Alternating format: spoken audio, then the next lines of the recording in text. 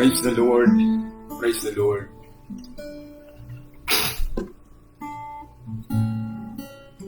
Praise the Lord. Hallelujah. Thank you, Jesus, my Lord and my God. To God be all the glory. We worship you, Lord, this morning in spirit and in truth. Hallelujah. Hallelujah. Hallelujah. Hallelujah. In John chapter 4, verse 22 to 24, you said it. But the hour cometh, and now is when the true worshippers shall worship the Father in the spirit and in truth. For the Father seeketh us to worship Him. God is a spirit, and they that worship Him must worship Him in spirit and in truth. Amen. Praise God. Good morning to you all. Hallelujah, brothers and sisters around the world. This is our Sunday service in through live stream. God bless you all. Amen. I'm gonna read the book of Matthew, from the book of Matthew, chapter 26, in verse 30.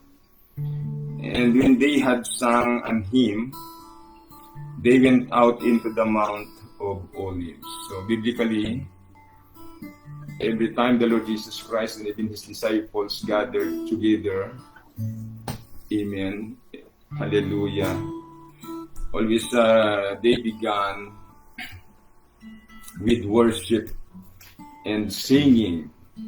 In this verse, I'm gonna read it again, 26:30, Matthew.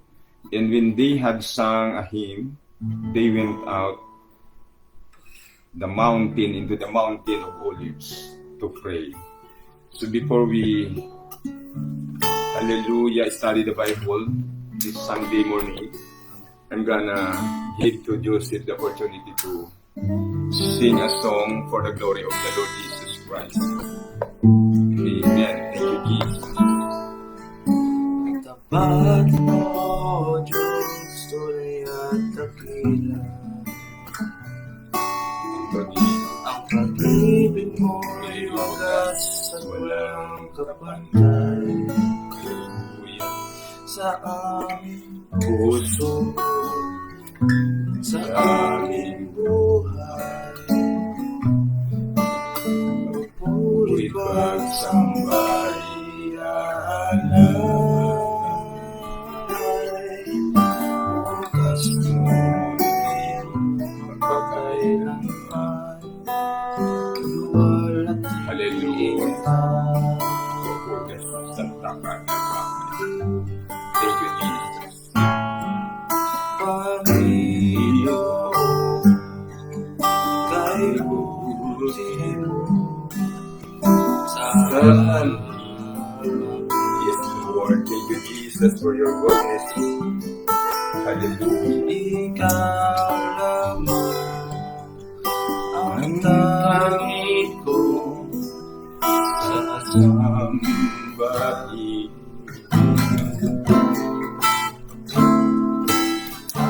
awi.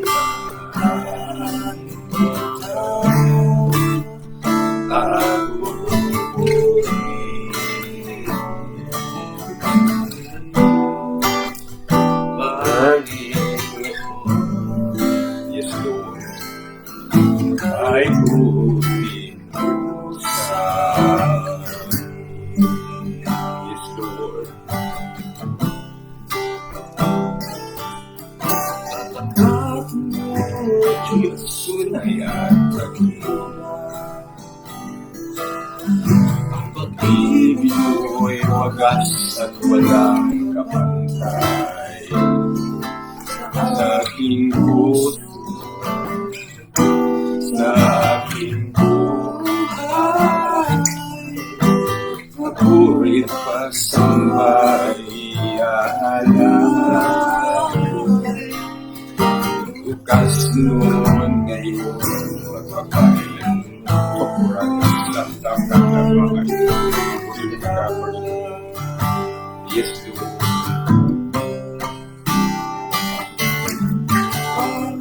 Yes, Lord. Hallelujah.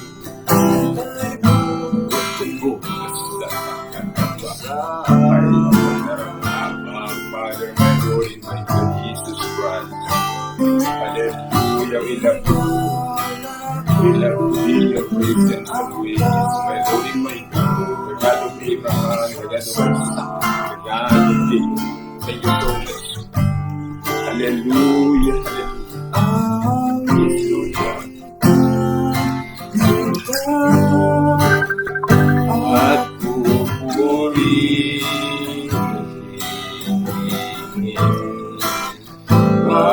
Panginoon, ay buti mo sa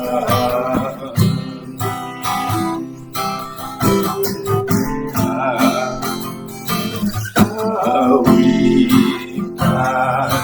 kita at pupuri.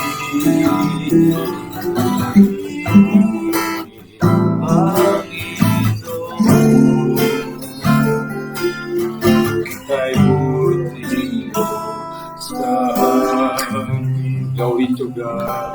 Thank you, Jesus. Glory to your name, O Lord. Hallelujah, hallelujah. Thank you, Joseph. Praise God for the beautiful songs. Amen. This is not for us, O God. Hallelujah. Hallelujah. Not unto us, O God. Hallelujah. But for your glory. Hallelujah. For the glory of your holy name, my Lord and my God. Jesus Christ of Nazareth. Glory to your name, O God. Amen. God bless you all. Praise the Lord. And without any further delay, hallelujah. To God be the glory.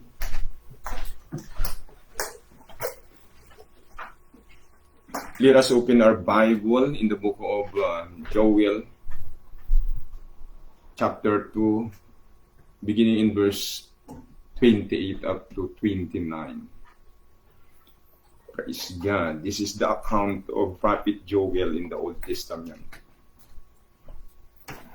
Praise God.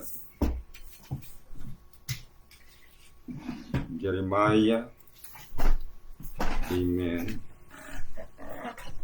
Daniel and Joel. Okay. Chapter 2, verse 28. It says, it shall come to pass afterward that I will pour out my spirit upon all flesh, and your sons and your daughters shall prophesy, your old men shall dream dreams, your young men shall see visions. And also upon the servants and upon the handmaids in those days will I pour out my spirit. So I'm gonna discuss to you this morning about Holy Ghost baptism. This is a vital and important subject in the Bible, especially in the New Testament dispensation. Even in the Old Testament, there is a lot of prophecy concerning this phenomenal event, these wonderful works of God in the heart of men. Amen. God bless you all. May the Lord bless you wherever you are right now. Hallelujah. And may the Lord touch your heart, your soul, and spirit through the preaching of the Word of God this morning. Hallelujah. Whatever your needs, amen, praise God. I pray that the Lord will extend, hallelujah, His powerful hand to touch you and to answer your prayer. Amen, praise the Lord. To God be all the glory. Hallelujah, hallelujah, hallelujah. And special prayer for Sister Sally.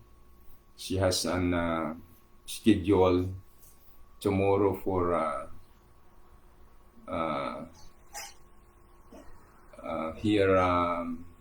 parental custodian for her child.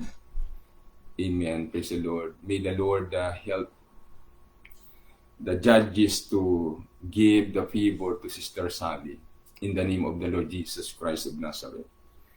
Amen. Praise the Lord. Holy Ghost baptism.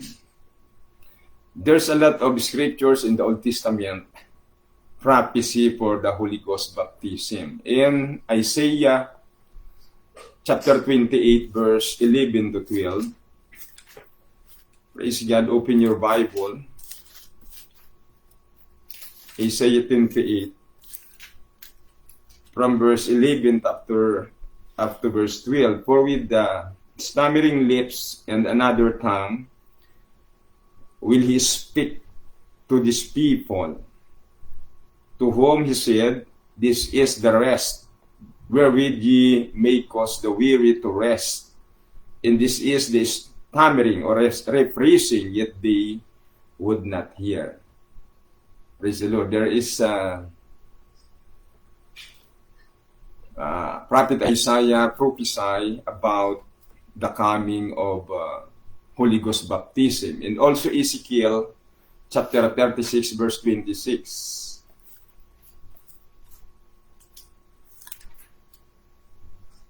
Okay, Ezekiel chapter 36 from verse 26 to 27. A new heart also will I give you. Amen. This came from the mouth of the Lord. Praise the Lord. And give it to the prophet Ezekiel. He said, a new heart also will I give you, and a new spirit will I put within you, and I will take away the stony heart out of your flesh, and I will give you an heart of flesh, and I will put my spirit within you, and cause you to walk in my statutes, and ye shall keep my judgment and do them. Another prophecy, amen, for the Holy Ghost, for the coming, praise God, of the Holy Ghost baptism. And another one, in the book of St. Matthew, chapter 3, this is John the Baptist account. Okay, chapter 3, verse 11, he said, I indeed baptize you with waters unto repentance, but he that cometh after me is mightier than I, whose shoes I am not worthy to bear. He shall baptize you with the Holy Ghost and with fire. So only the Lord Jesus Christ can perform, amen, or can do Holy Ghost baptism, not even John the Baptist, not even the prophet in the Old Testament, but only the Lord Jesus Christ. Praise God. He said, whose shoes I am not worthy to bear, he shall baptize you with the Holy Ghost and with fire. Now, there is a question here. Why the book of Matthew, Mark, Luke, and John is involved in the Old Testament prophecy, or belong to Old Testament books? Now, the answer is the starting of New Testament dispensation and after is after the death and burial and resurrection of our Lord Jesus Christ. Praise God. From the book of Matthew, Mark, Luke, and John, those four gospels, synoptic gospel of the Lord Jesus Christ, is belong to the Old Testament books. Amen. You can read your Bible in Hebrews chapter 9, praise God, from verse 14 to 17. This is the explanation of St. Paul. You know, for your information, St. Paul, before he became great disciples and apostles of the Lord Jesus Christ, his profession, he was a lawyer.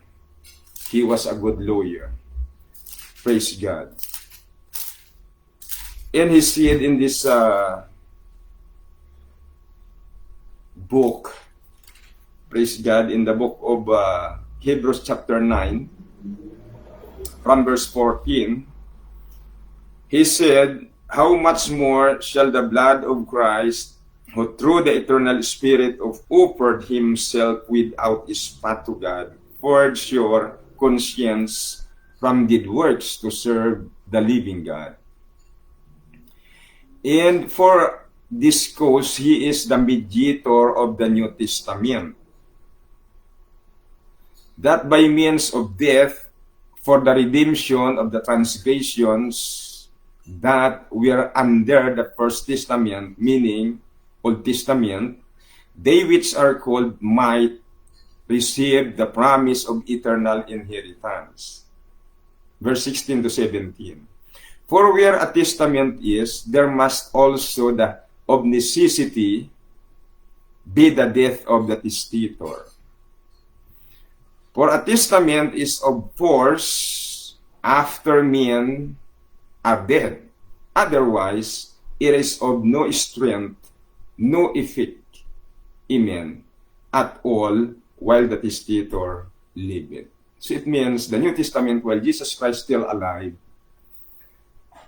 the New Testament is not yet started. Praise God. Because the New Testament, according to Paul, the Testament will have effectivity after the death of the testator. Praise the Lord. Now, open your Bible in the book of Mark chapter 14, 23 to 24. Even the Lord Jesus Christ tells it that the New Testament had an effectivity after his, praise God, death, burial, and resurrection. Mark chapter 14 from verse 23.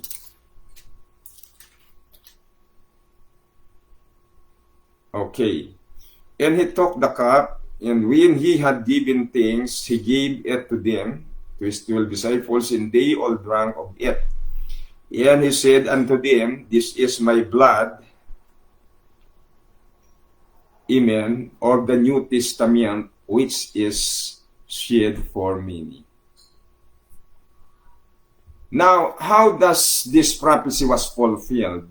When and where? It was recorded in the book of Acts chapter 2 verse 1 to 4 during the day of Pentecost, during the day, great day of Feast of Pentecost, right after the Lord Jesus Christ, amen, ascension into heaven. So, this is the actual, amen, literal event that all of that prophecy from the Old Testament concerning this matter, concerning this great, hallelujah, event, wonderful working of God in the heart of men, it was fulfilled in the book of Acts chapter 2. Open your Bible in verse 1 up to verse 4. It says, And when the day of Pentecost was fully come, they were all with one accord in one place.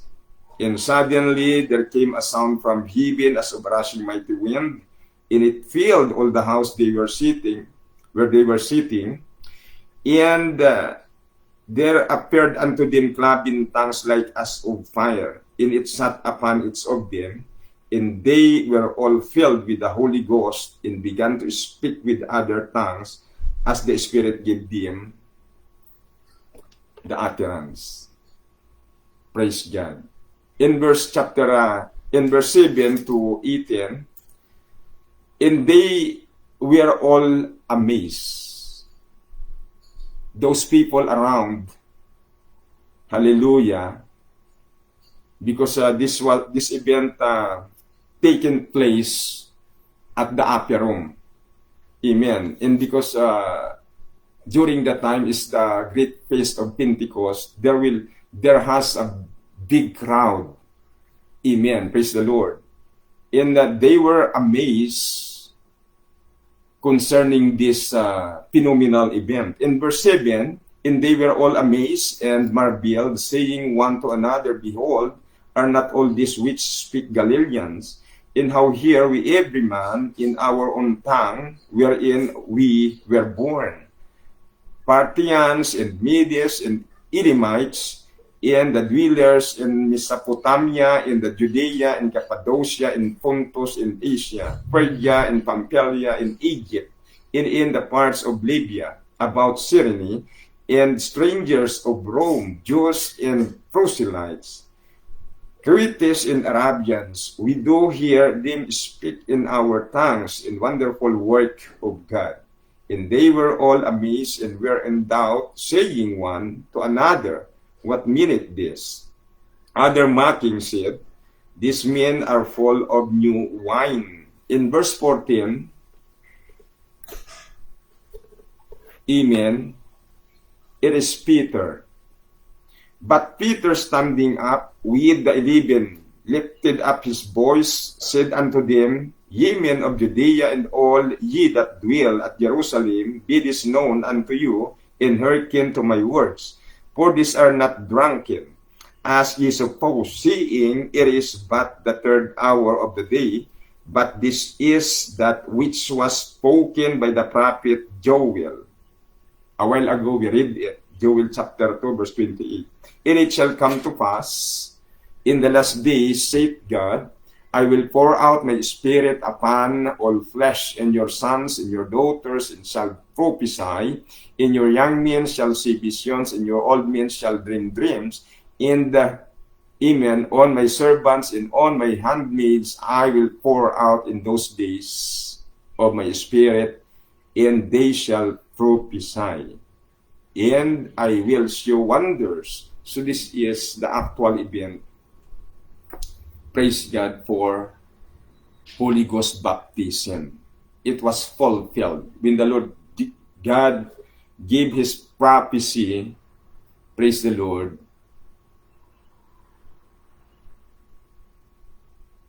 In the Old Testament, all the prophecy in the Old Testament, it was fulfilled in the New Testament. The only prophecy that is not fulfilled yet is the rapture of the church. Praise God. The signs and evidence of the Holy Ghost baptism. Now, what is the evidence that you are baptized and have received the Holy Ghost? What is the sign and the evidence? This is the question. Amen. Do all speak in tongues when they receive the baptism of the Holy Ghost? This is a very important question about this subject, because we need to know, praise the Lord, the evidence in the sign, praise the Lord, of the baptism of the Holy Ghost. What is the sign that somebody received the gift of the Holy Ghost? Praise the Lord. Speaking in tongues is the initial evidence that you have received the baptism of the Holy Ghost. So the only evidence that somebody, praise the Lord, genuinely received the baptism of the Holy Ghost is speaking in tongues. This is biblical and biblically correct. Praise the Lord. The 12 apostles of the Lord Jesus Christ and the mother of Christ in the flesh did it. It is recorded in Acts chapter 1 verse 13 to 14. Read your Bible. Even the mother of the Lord Jesus Christ in the flesh, Mary, did it. Experienced it. Praise God. Because this is really important teaching that you need to know in the New Testament church. Praise God. He said, except a man be born of water and of the Spirit, he cannot enter into the kingdom of God. This is the plan of our salvation. This is the plan of salvation for the lost world. Amen. Praise God. To preach the gospel to every creature, he that believeth and is baptized shall be saved, but he that believeth not shall be damned. In this sign shall follow them that believe. In the name of Jesus Christ, they will, in my name, they shall speak in tongues. Praise God. Mark chapter 16, verse 15 to 18. So the 12 disciples of the Lord Jesus Christ, even the mother of Christ in the flesh, did it. Acts chapter 1 verse 13 to 14.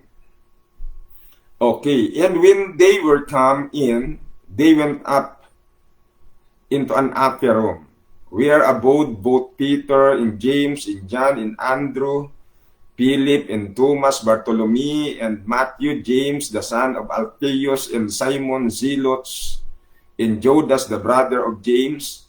This all continued with one accord in prayer and supplication with the woman and Mary, the mother of Jesus, and with his brethren. Praise God. The 12 disciples of the Lord Jesus Christ are there, praise God, with the 120 men and women in clothing, the mother of the Lord Jesus Christ in the flesh, and his brethren. Continue in chapter 2, verse 1 to 4. And when the day of Pentecost was fully come, they were all with one accord in one place. And suddenly there came a sound from heaven as of rushing mighty wind, and it filled all the house where they were sitting, and there appeared unto them cloven tongues like as of fire, and it sat upon each of them, and they were filled with the Holy Ghost. Amen. All of them. If you read it downward, praise God, the 12 disciples was there, presented, and also 120 men and women are there. Praise the Lord. Even the mother of the Lord Jesus Christ, she was baptized and filled with the Holy Ghost in this event. Praise God. In Acts chapter 2, verse 1 to 4. Praise the Lord. And also number 2, this is the initial evidence that somebody received the baptism of the Holy Ghost. Apostle Paul, the writer of over half of the New Testament, did it. 1 Corinthians 14:18. Open your Bible. If you want to know, praise God, the truths of the Bible, praise God, I will recommend every one of you to hear, praise God, the teaching of United Pentecostal Church preachers. Praise God. Because we preach and we teach the apostles' doctrine, apostolic faith. We don't have any religion. We just share with you, praise God, it is written in the Bible. Praise God. Because the Bible, there is no bias. If we incline to any religion, amen, any organization, there will be a bias. Their teaching, praise God, promote, praise God, the teaching of their own religion. Praise God. But we, preachers of apostolic faith, praise God, we just echo. We just echoing. We just preach. We just teach what was in the Bible. It is in the Bible. Amen. Praise the Lord. So, 1 Corinthians chapter 14, verse 18, it is Apostle Paul. He said, okay, 1 Corinthians chapter 14 and verse 18. I thank my God, I speak with tongues more than ye all. It is Paul. He said, I thank my God. I speak with tongues more than ye all. In verse 39, wherefore, brethren, covet to prophesy, and forbid not to speak with tongues. Hallelujah. This is the gift of God. Amen. Praise the Lord. In number 3, the Samaritans did it. Acts chapter 8, verse 14 to 17.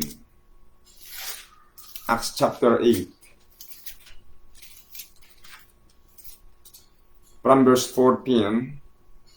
Now, when the apostles which were at Jerusalem heard that Samaria had received the word of God, they sent unto them Peter and John, who, when they were come down, prayed for them that they might receive the Holy Ghost.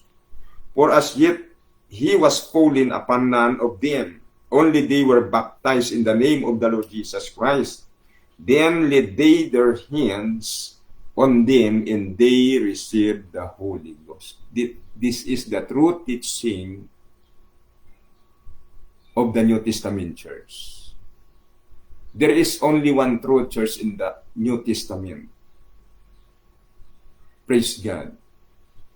Jesus said in Matthew 16:18 to 19, upon this rock I will build my church. Jesus Christ himself will build his church, not anybody else.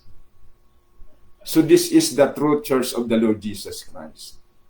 The first congregation, members of the church of the Lord Jesus Christ, of course, his 12 disciples. Amen. Praise God. And they go, praise God, to Samaria. They will go to Samaria. Praise God. And they were teaching the gospel of the Lord Jesus Christ. And this is the record of the works of the apostles in the book of Acts. All of those people during the time of the apostles' day, every convert of the apostles' teachings during the time, they were all baptized in the name of the Lord Jesus Christ, and they were filled all with the Holy Ghost, with the evidence of speaking with other tongues. This is the true teaching in the New Testament. This is the plan of salvation for our souls in the New Testament. Praise God. Cornelius and his household and friends, Acts chapter 10, verse 1 to 6. Open your Bible. There was a certain man in Caesarea called Cornelius, a centurion of the band called the Italian band. He is a Gentile. He is an officer, a military officer, a devout man. But take note, he is a godly. He was a godly person. In verse 2, a devout man, one that feared God with all his house, which gave much alms to the people, and prayed to God always. He saw in a vision, evidently about the 9th hour of the day, an angel of God coming in to him, and saying unto him, Cornelius. And when he looked on him, he was afraid. And he said, What is it, Lord? And he said unto him, Thy prayer and thine alms are come up for a memorial before God, and now send men to Joppa, and call for the Simon, whose surname is Peter. He lodgeth with one Simon a tanner, whose house is by the seaside. He shall tell thee, take note these words, he shall tell thee what thou oughtest to do. His religious practices is not enough. There will be something for him to be done. And the angel of the Lord tell it to him, called for Simon Peter. And Peter will tell you, he shall tell you what thou oughtest to do. Praise God. And let us go to jump to verse 34. Then Peter opened his mouth. So, there was a great fellowship in the house of Cornelius when Peter came in.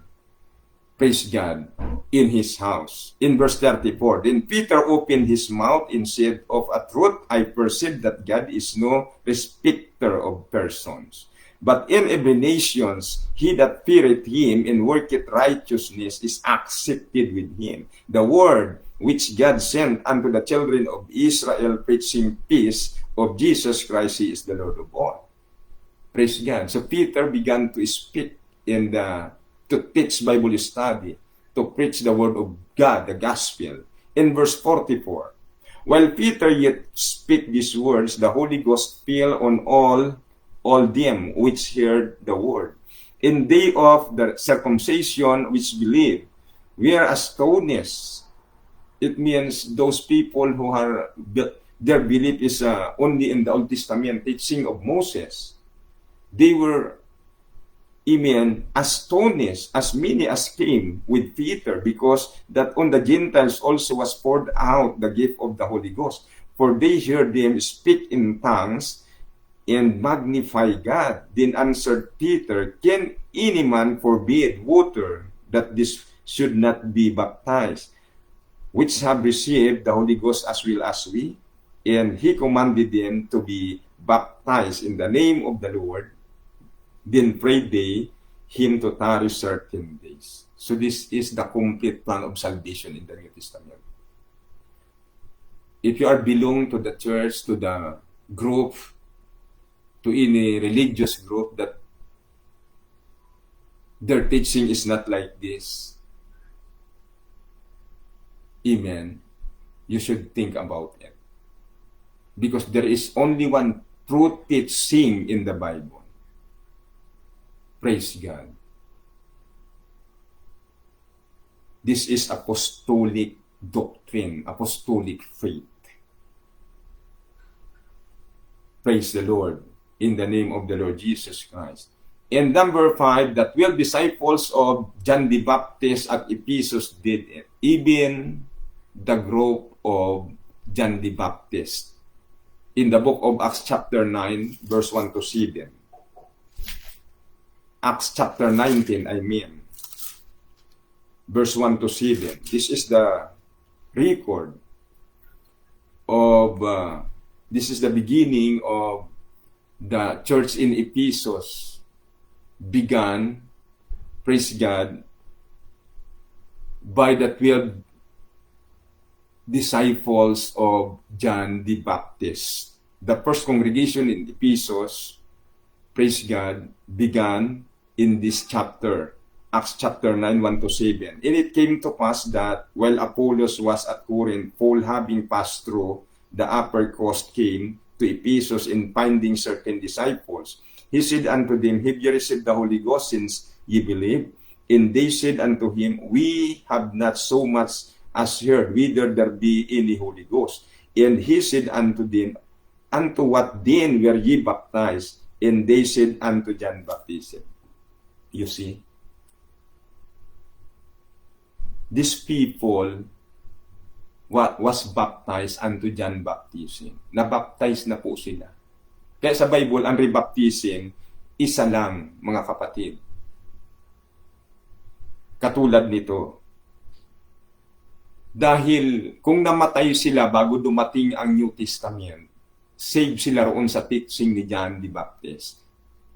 For your information, ang Bible po mayroong dispensational. Amen. Sa panahon ni Eva at Adan, hindi 10 commandments ang kanilang ino-observe sa panahon ni Cain at ni Abel. Dahil iba ang dispensation nila. So dito, amen, ang issue rito yung dispensation. Praise God. Kaya dahil nasakop sila ng dispensation of New Testament, the death, burial, and resurrection of the Lord Jesus Christ, nang ang Panginoon mag-utos bago siya umakyat sa langit, humayo kayo, ipangaral niyo ang ibanghilyo sa lahat ng kinapal, ang sumasampalataya at mababautismo ay maliligtas, datapwat ang hindi sumasampalataya ay parurusahan. kinakailangan magpasakop sila sa New Testament teaching. Kaya dito, niribaptize sila ni Paul. Okay. Verse 4. Then said Paul, John verily baptized with the waters of repentance, saying unto the people that they should believe on him which should come after him, that is, on Christ Jesus. When they heard this, they were baptized in the name of the Lord Jesus Christ, not in the name of Father, Son, Holy Ghost, because there is no name in the Father, Son, Holy Ghost. The personal name is in Jesus' name. Amen. And when Paul had laid his hand upon them, the Holy Ghost came on them, and they speak with tongues and prophesied. Verse 7, and all the men were about 12 persons. Praise God. So this is the plan of salvation in the New Testament. Kaya yung sinasabi ng mga Baptist doon sa Ephesians 2:8, for where Amen. For by grace as are ye saved through faith, in that not of yourselves, it is the gift of God, not of works, lest any man should boast.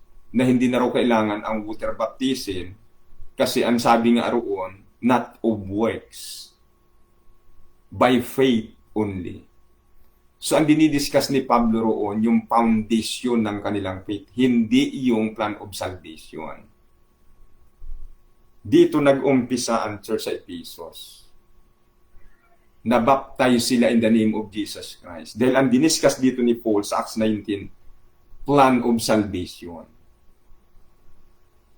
Praise God. Kaya lahat ng Ephesian churches, nabaptize sila in Jesus' name. Ito ang record sa Acts 19. Praise God. Yung Ephesians, written by Paul, it is living epistle. Ibig sabihin ng epistle, sulat ni Pablo sa mga mananampalataya, hindi sa mga unbeliever. For the believers. Praise God. Ibig sabihin, ang sinulatan ni Pablo roon, na-baptize na, hindi na mga unbeliever, mga kapatid. Praise God. For your information. Is it necessary to receive the Holy Ghost baptism? Is it biblically? Praise the Lord. The Lord Jesus Christ answered, yes. If you wanna go to heaven, if you want to escape from the damnation in hell, praise God. If you want to escape from the, judgment day, praise the Lord, you should think about it. The Lord Jesus Christ said in John chapter 3, 5-8, except a man be born of water, meaning water baptism, and of the Spirit, meaning Holy Ghost baptism, he cannot enter into the kingdom of God. In verse 6, that which is born, John chapter 3, verse 5-8, that which is born of the flesh is flesh, literally, physically. We are all born in the flesh.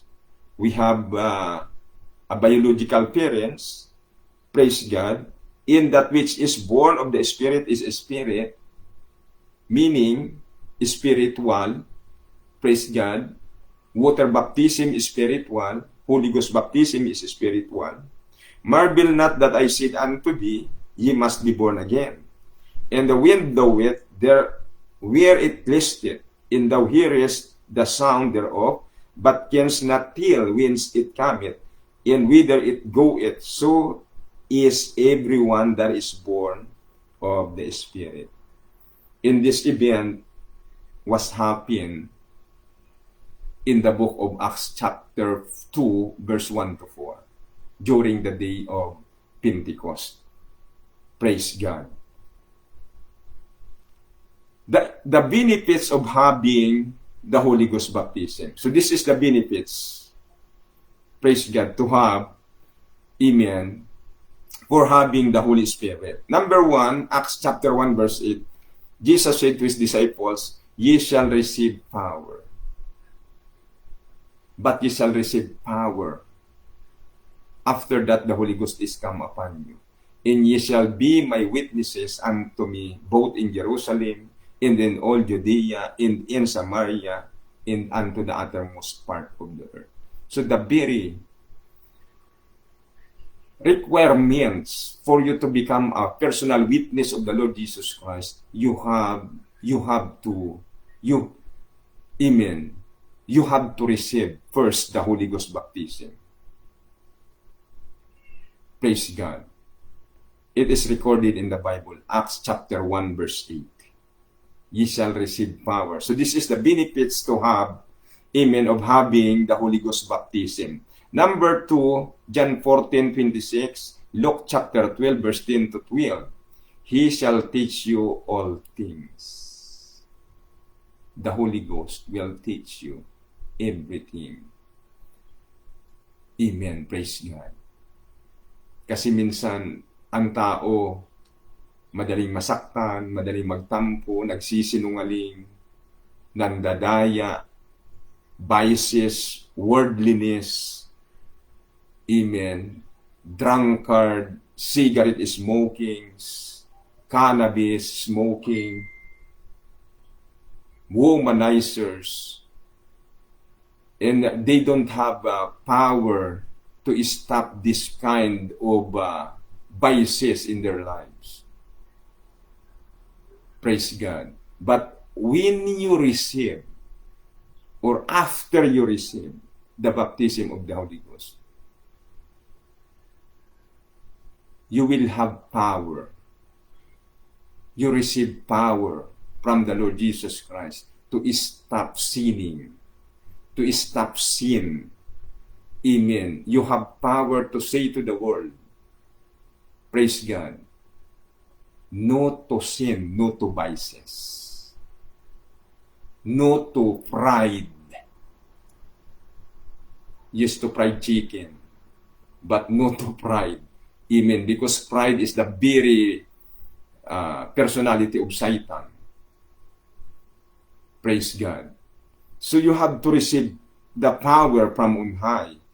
Acts 1:8. And number 2, John 14:26, Luke 12:10 to 12. He shall teach you all things. In John 16:13, He will guide you in all truth. Amen. Pag wala kang Holy Ghost, amen, mas malaki ang tendency na magsinungaling ka. Amen. Praise God, kaysa magsalita ng katotohanan. Pero pag nasa iyo ang Holy Ghost, mayroon kang conviction, mayroon kang takot, at mayroon kang power magsalita ng totoo. Iyan ang benefits, mga kapatid, kapag naka-receive ka ng Holy Ghost. Isaiah chapter 28 verse 11 to 12, Matthew 11:28 to 30, this is the rest and this is the refreshing for our soul.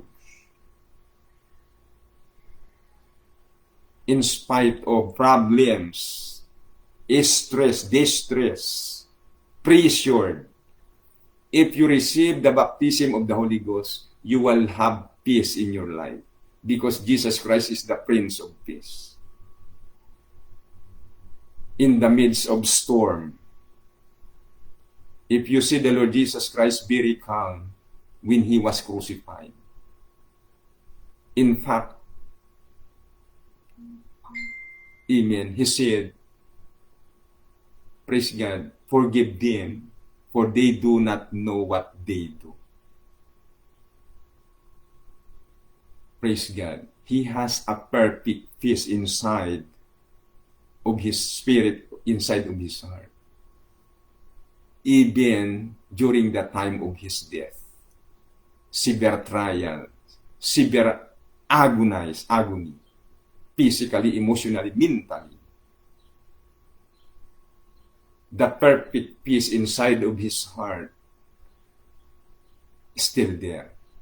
So that is the power, even if you have received the gift of the Holy Ghost.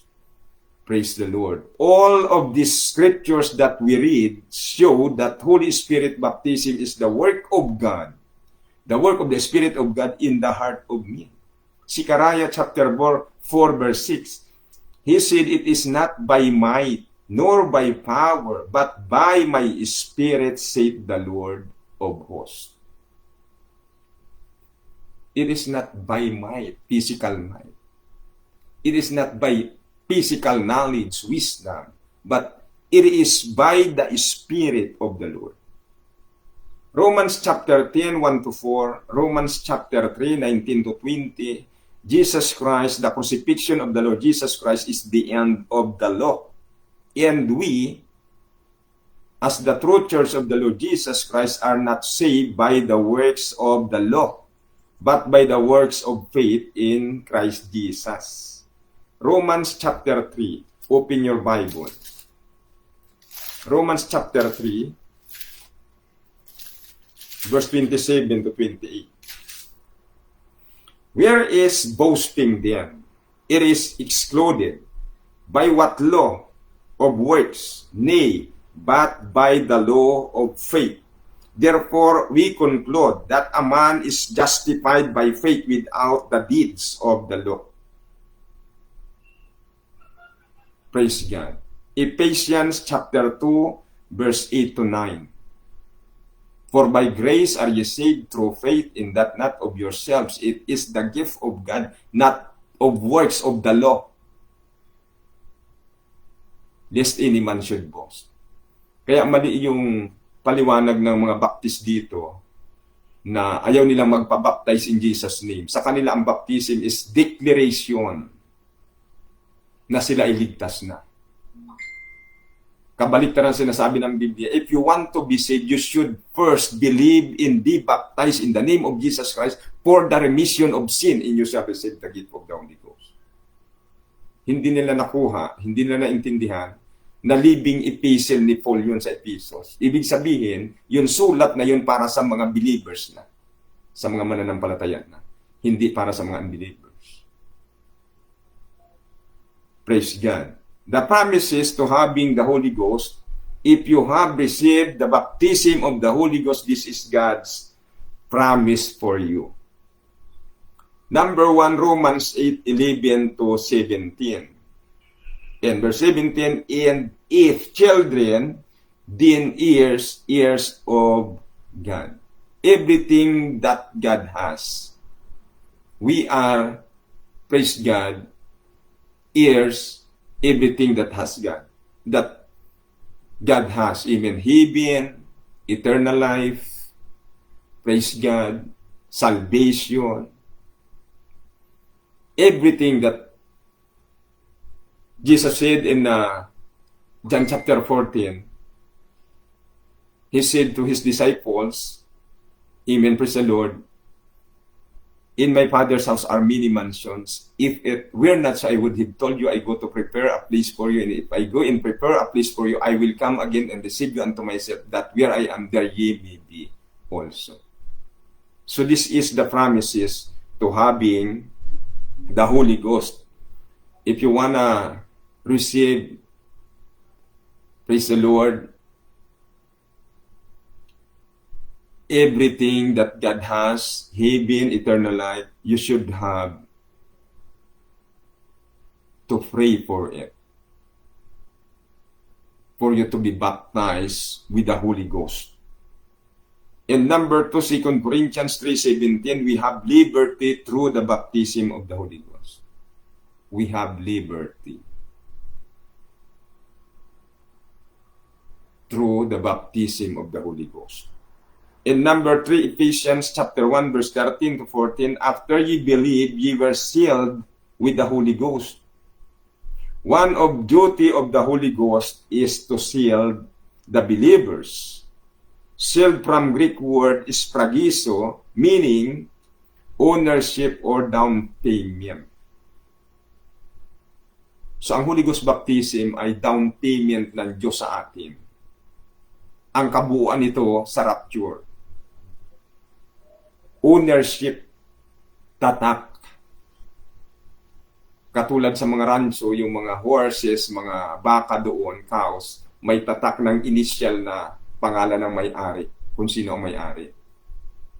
Kung bibili ka ng kotse at wala kang cash, magda-down payment ka para yung kotse hindi na mapunta sa iba.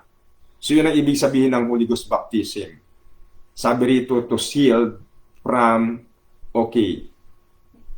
shield for the believers. Romans 8:9, if any man have not the Spirit of Christ, he is none of his.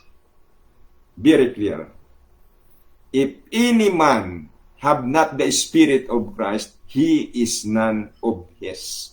Because what Holy Ghost baptism is spragizo from Greek word, it means ownership or down payment. Romans 8:9. 1 Corinthians 12:13, we are all in one body, in Christ is the head, through the baptism of the Holy Ghost. Now, the purpose of Holy Spirit baptism. Number 1, to resurrect us at Christ's coming. Romans 8:11, 1 Corinthians 15:22-23, 1 Thessalonians chapter 4, verse 13 to 17. This is the references. This verses is reference. Amen. Praise God. What is the purpose of Holy Ghost baptism? Number 1, to resurrect us at Jesus Christ coming. Romans 8:11. Verse 11.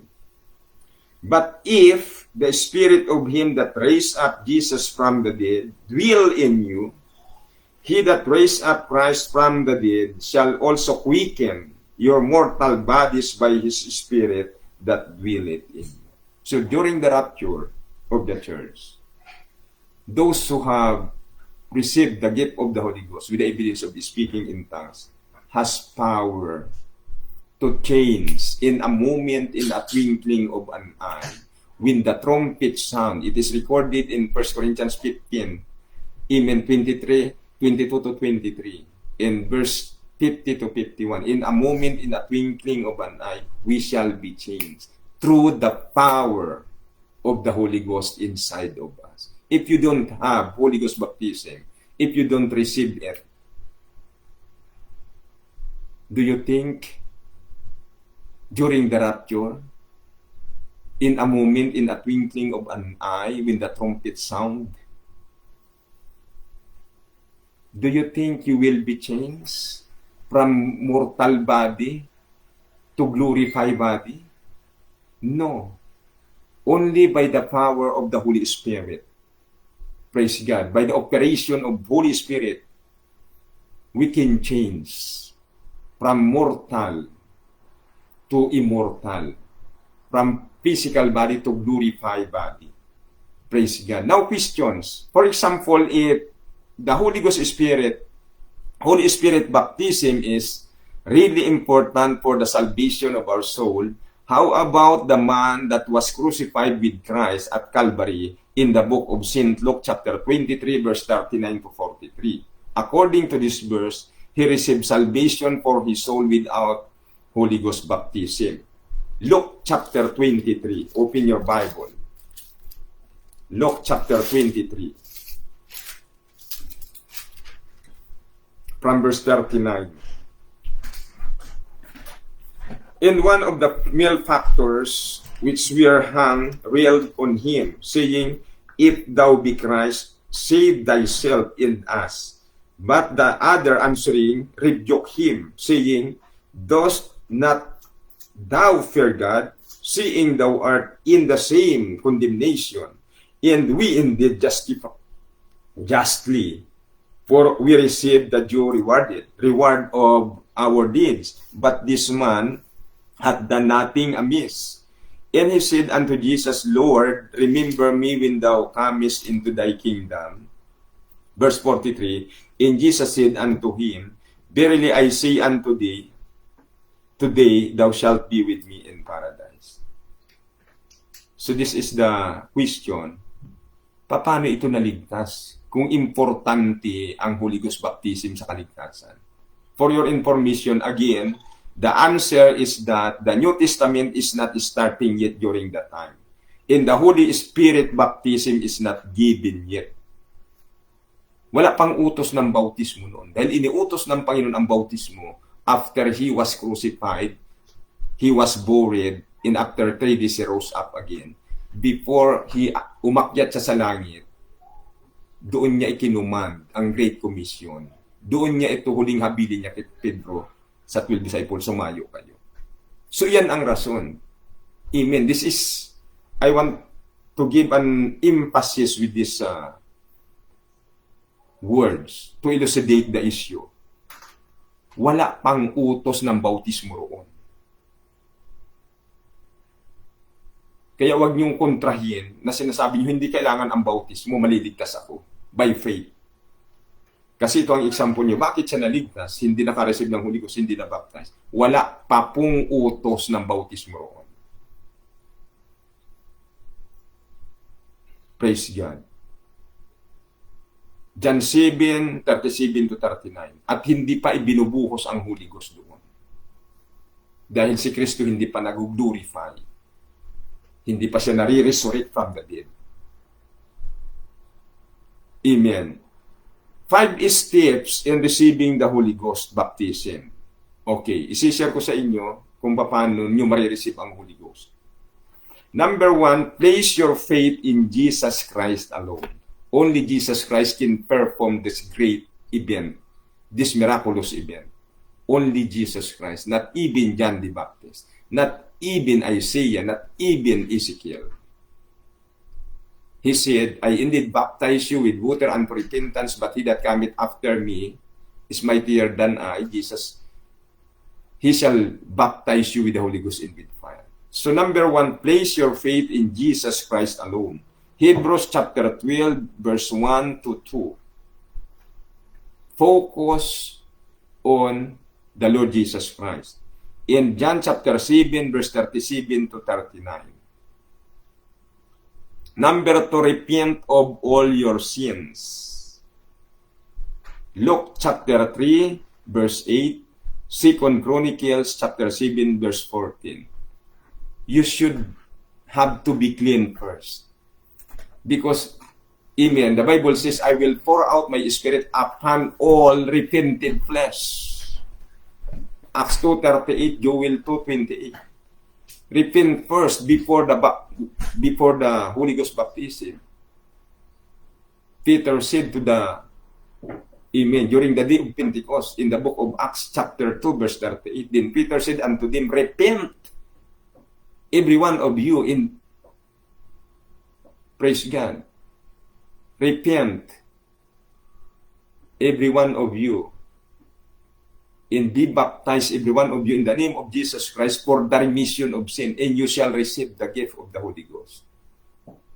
So number 3, pray audibly. Open your mouth and praise Him. I never see any person who wants to be filled with the Holy Ghost that they are closing their mouths. Don't be ashamed. Jesus said, Mark chapter 8, kung kayo'y ikakahiya nyo ako, ikakahiya ko rin kayo. So pray audibly, huwag kang mahiya. Praise God. Hebrews 5:7, Hebrews chapter 13, verse 15. Pray audibly. Praise His name. Open your mouth. Amen. Say something beautiful. Praising to the name of the Lord Jesus Christ. Amen. And number 4, yield yourself to the Spirit of God. Be humble. This is the requirements for you to receive the gift of the Holy Ghost. 1 Samuel chapter 1, verse 9 to 15. Be humble. Praise God.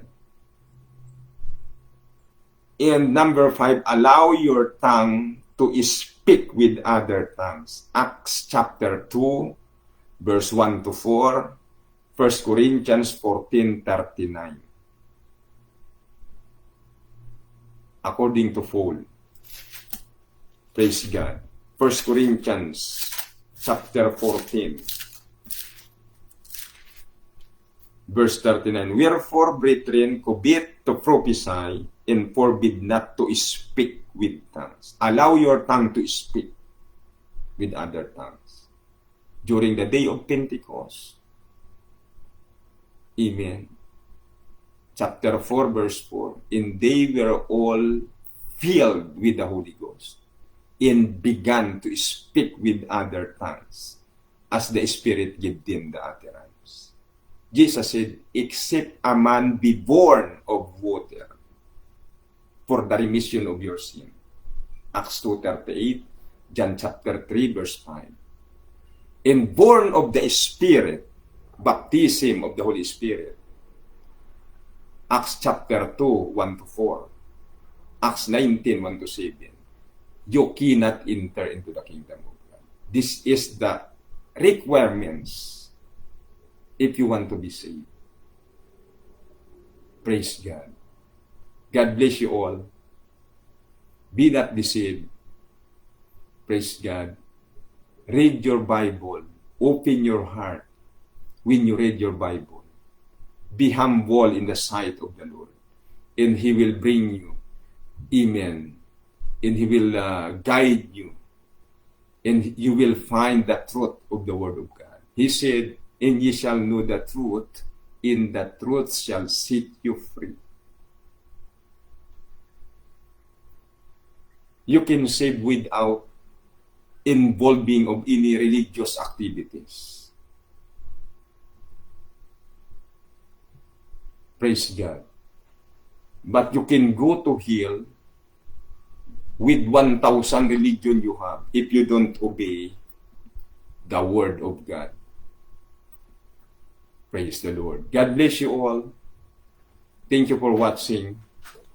Amen. To God be all the glory. Let's pray once again. Once again, Lord, purihin ka, Panginoon, sa biyaya at habag mo sa salita mo na available sa amin sa panahon ito. Praise God, sa darating na persecution ng Antikristo, ipagbabawal niya lahat ito, hindi lang yung gatherings, hindi lang yung fellowship, pati ang pangangaral, ipagbabawal niya, Panginoon. Ito, may mga experiment na siya, curfew, social distancing, mask, shield, bawal ang fellowship, at sumunod ang mga tao. Praise God, hallelujah. Vaccine, sumunod ang mga tao. Ang susunod ay 666, ang biochips, FRID na nakalagay sa Revelation 13. So habang may panahon pa, Panginoon, tulungan mo kami na patuloy na ipangaral ang iyong salita at marinig ito sa buong mundo. At yung lahat ng taong bukas ang puso, Panginoon, na naghahangad ng katotohanan at kaligtasan, tulungan mo silang ma-realize nila ito bago maging huli ang lahat. Iligtas mo sila, Panginoon. Help them to believe, O God. Help them to, amen, grow spiritually. Dalangin ko si Sister Sally, Panginoon, sa kanyang pagharap sa korte para sa kustodya ng kanyang anak. Bigyan mo siya ng pabor, Panginoon, na ang pabor ng mga judges ay ibigay sa kanya at huwag doon sa kanyang asawa. Panginoon, na gumawa ng kamalian at naghahabol, Panginoon, ng kanyang karapatan. Purihin ka, Ama, sa gabi ito, sa hapong ito. Pagpalain mo ang iyong mga anak around the world, ang aking mga mahal sa buhay. Lahat ng may sakit, Panginoon, pagalingin mo sila. Hallelujah, hipuin mo sila, Panginoon. Huwag niyong ipagkait ang anumang mabuting bagay sa kanila, Panginoon. Pakilala ka sa kanila na ikaw ay mahabagin. Kayo ay mapagmahal at mapagpatawad, Panginoon. As we give you all the glory, we give you honor, we give you praise. We give you thanksgiving. In the name of the Lord Jesus Christ of Nazareth, we pray. Amen. Amen. God bless you all. Praise God. To God be the glory.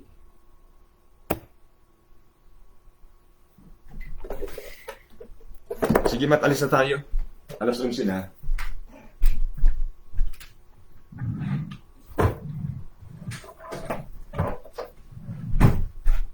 Sige na, mag-ano na kayo.